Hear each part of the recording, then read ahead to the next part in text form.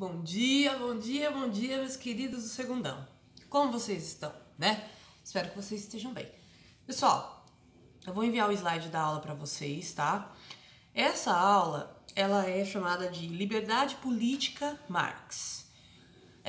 E logo que vocês abrirem o slide, vocês vão dar de cara com o fundo dos slides, que é a obra de arte chamada Carruagem da Terceira Classe do Daumier, né?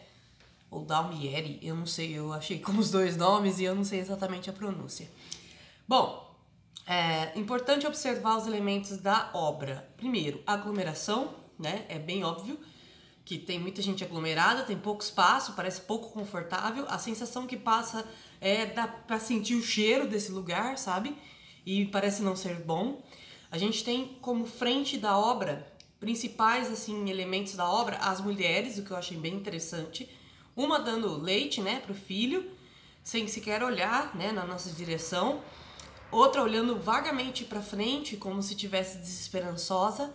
Uma senhora, inclusive, com uma cesta, o que indica que possivelmente aí ela fez alguma atividade no campo. E uma criança do lado dela com as mãos dentro do bolso, que significa que esses bolsos estão vazios. Então todos esses elementos da obra são simbólicos, tá, galera? Elas representam a pobreza do século XIX.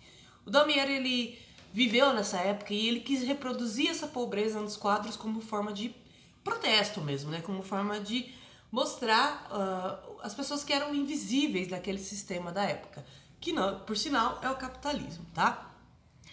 Então, para Marx, liberdade e coletividade. Para Marx, as relações entre ética e liberdade não ficariam restritas a um plano individual, mas ganhariam um teor social inevitável. O ser humano pode ser livre numa sociedade dividida entre dominantes e dominados. A ética deve ser individual ou vincular-se a projetos coletivos. Para a filosofia, liberdade e paixão se relacionam no que diz a respeito do nosso autoconhecimento. Bom, explicando rapidamente. As paixões são tudo que enaltecem o nosso ser. Vários filósofos chamam paixões ou potências, né? Depende do filósofo. No caso de Spinoza e Nietzsche, eles chamam de potência.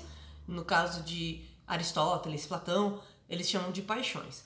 Por quê? Porque, galera, essas coisas fazem nossa vontade de viver ser alimentada, tá? Pro Marx, ele olhou para essa questão da filosofia, ele não considerou isso desimportante, mas ele considerou que como que eu posso me sentir 100% íntegro numa sociedade que ou eu tô preocupado em dominar ou eu tô preocupado em ser dominado.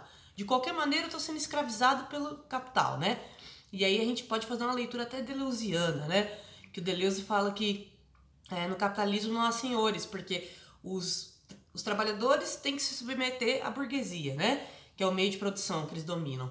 Os burgueses têm que se submeter ao capital. Quando os trabalhadores fazem greve, por exemplo, o burguês fica sem nada, né?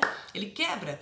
Então, pela primeira vez na sociedade, aí das sociedades humanas, a gente vive numa dinâmica social onde não há senhores. O único senhor é o capital, que é a lucratividade. É ele que vai dar poder, né? Ou tirar o poder das pessoas de qualquer maneira, tá bom? E isso vale para qualquer tipo de pessoa, né?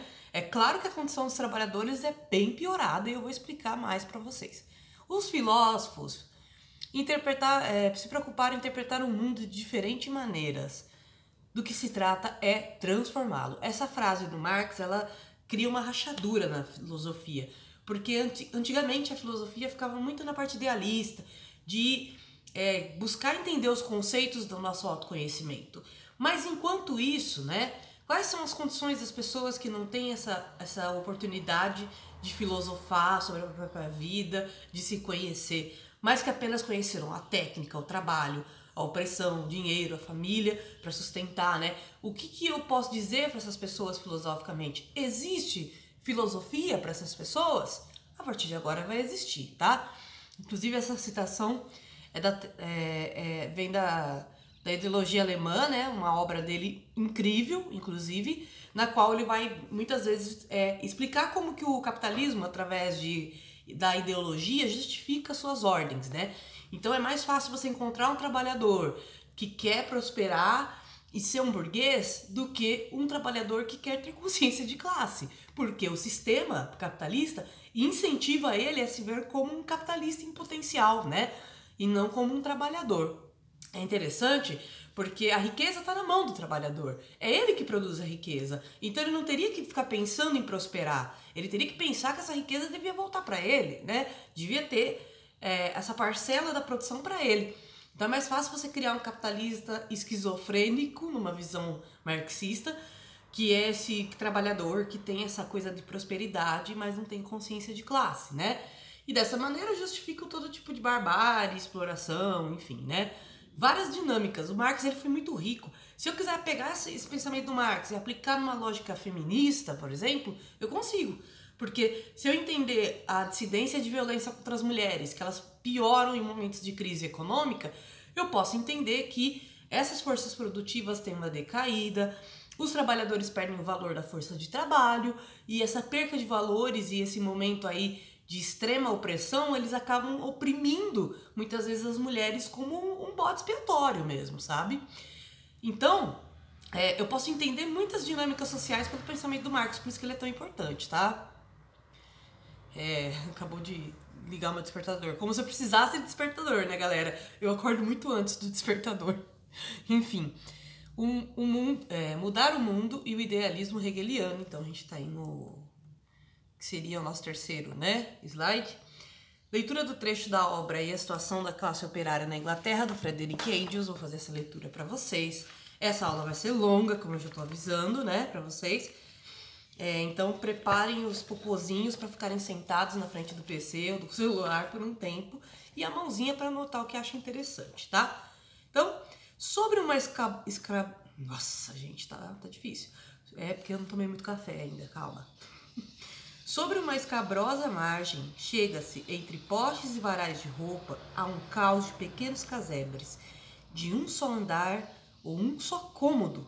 Cômodo é esses espaços da casa, para quem não sabe, tá? Quando ele fala de um só cômodo, é que no mesmo cômodo era o quarto, era a cozinha, entendeu? As casas eram tão pequenas que não tinha como você criar esse espaço de conforto, né, dentro das casas. Dos quais a maioria não tem pisos artificiais, ou seja, era um chão de terra batida, né, provavelmente. Se vocês não sabem o que é chão de terra batida, pergunta pros pais de vocês, eles já devem ter visto alguma coisa aí por aí na vida, né? Então, olha só. Cozinha, sala, quarto, tudo junto. Num desses buracos que teria apenas 6 pés de comprimento por 5 de largura, eu vi 2 camas. E que camas! Que junto a uma escada e um fogão enchiam todo o quarto. Em muitos outros não vi absolutamente nada. Apesar da porta estar aberta, os moradores encostados junto a ela. Frente às portas, por toda parte, entulho e lixo. E havia por baixo de algum tipo de calçamento. Não se podia ver, mas apenas aqui e ali, simplesmente senti-lo com os pés. Todo um montão de estábulos habitado por pessoas. Era limitado por 2 lados por casas e por uma fábrica. No terceiro lado pelo rio, com exceção do estreito caminho marginal, apenas uma apertada porta conduzia à saída. Há um outro labirinto de moradias, quase igualmente mal construído e mal mantido. O Engels, galera, que é o parceiro Marx, ele vai ser um elemento muito importante para o Marx, tá? Primeiro porque o Engels, olha só que história, ele é burguês, né? Ele era burguês, por ser burguês, ele tinha o interesse de conhecer a vida dos trabalhadores da fábrica do pai dele, né? E quando ele conheceu a vida dos trabalhadores, primeiro que ele tomou uma surra, porque a galera tinha tanto ódio de classe que bateu nele, né? Pela condição que eles estavam vivendo, em comparação com a condição que ele vivia, né? Segundo que, até é retratado esse episódio no filme O Jovem Karl Marx, fica a dica aí, viu, gente? Assistam, muito bom.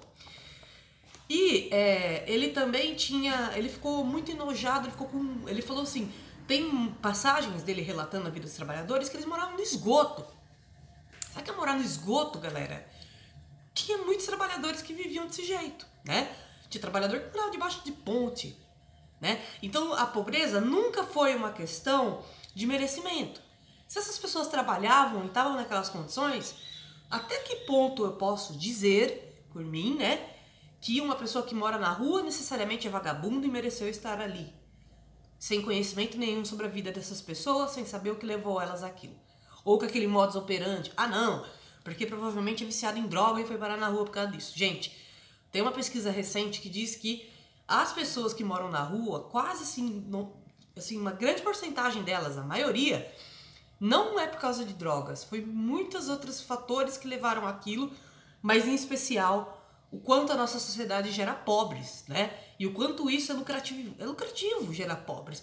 É lucrativo em vários sentidos. Por quê? A classe média, vamos pegar o pensamento da classe média, é uma classe que não é nem rica nem pobre. Ele tá ali no intermediário. Por isso que a gente chama aqui no Brasil de classe média. Em qualquer outro lugar do mundo seria chamado de trabalhadores emancipados. Só no Brasil que a gente acha que é uma outra classe social, né? A classe média, existe dois tipos de classe média. Existe a classe média, que seria mais próxima aí da visão do Engels, né? Que seria esse pequeno burguês ou uma pessoa que trabalha no Estado, por trabalhar no Estado, vê a condição das pessoas, né? Se comove com isso. Mas existe aquela classe média aqui no Brasil, que é um tipo mais fascista, vamos dizer assim, né? Que é a que acha bacana ter privilégios. Que é a que fala assim, poxa, tem que ter pobreza sim.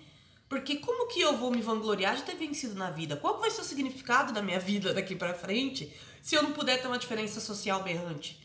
Se eu não puder socar o meu diploma na cara das pessoas e falar assim, nossa, tá vendo como eu sou mais importante que você? Eu estudei, eu mereci, né? E na verdade a pessoa, ela se sente satisfeita na pobreza, né? Ela vê a pobreza como uma coisa satisfatória.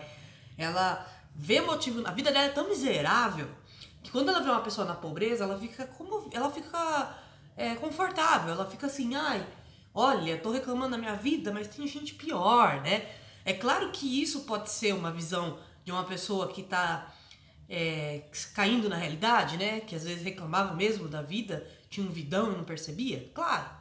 Mas também a gente tem que pensar, galera, que muitas vezes a pessoa faz esse tipo de comentário para se sentir melhor. Então ela precisa daquele pobre.